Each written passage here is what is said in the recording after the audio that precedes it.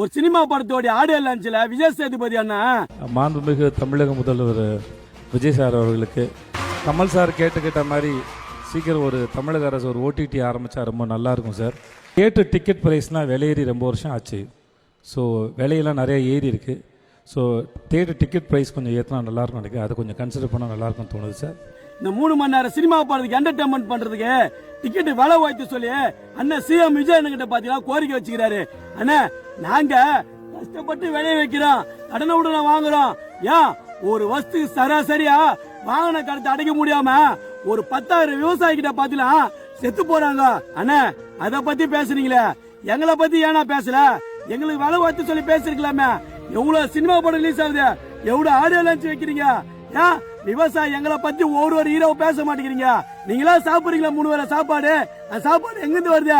இங்க விளைஞ்சாதான் வரும். நடிகர் சூப்பர் ஸ்டார் உலக நாயகர் கமலஹாசன் இங்க விளைஞ்சாதான் சாப்பிட முடியுது. 40 லட்சம் எங்களுக்காக பேசுங்க. 3 மணி நேரம் என்டர்டைன்மெண்ட்டுக்காக பேசுற நீங்க 3 வேளை சாப்பாடுக்காக ஏன் பேச மாட்டேங்கிறீங்க?